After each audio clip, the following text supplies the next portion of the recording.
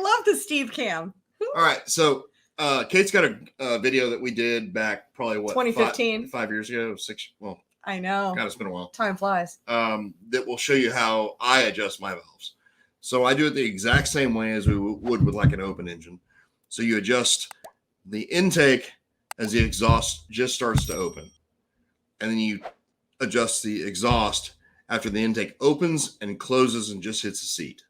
And that's when you adjust them. And we go 3/4 of a turn preload, and that's on 604s and 602s. Yes. Yeah. So you go the full turn and then you back it off a quarter, correct? Well, what we'll do is we'll go 3/4 of a turn, back up an eighth, tighten on the center set screw, and then come up that eighth. And that tightens everything down and locks it in. Great. Good.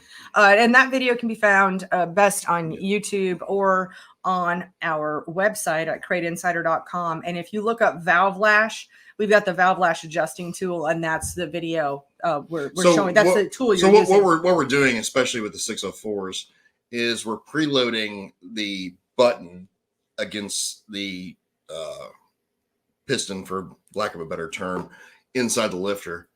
And what that does, because the mating surface is not 100% like perfect, we're preloading that button against the piston and inside the lifter, and that seals that off.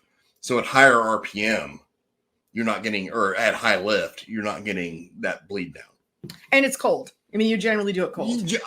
I mean, for you're on an engine stand. I do it cold no matter what. Mm-hmm. But all you have to do is feel where zero is. If you can feel zero, then you can do it cold all day long.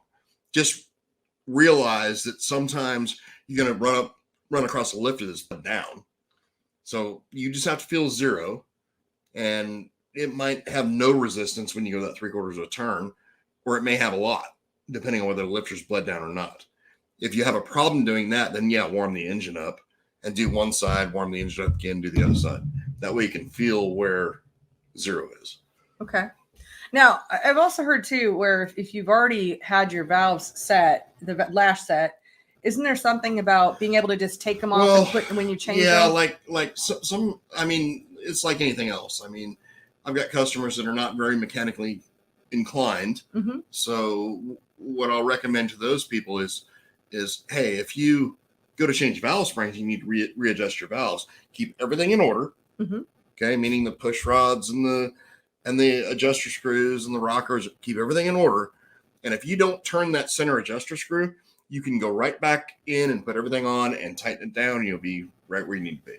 Good. I mean, that's a great cheater trick right there. You know, not cheating, but but it's something a shortcut. You don't need to hire a guy to come to your shop and adjust your valves. Probably wrong, because that's 9 times out of 10. That's usually what happens. Is the guy, Joe Blow, ace mechanic that teaches high school frickin' auto shop, usually comes to adjust somebody's valves wrong. So yeah, I'm sure you've run into that more than once.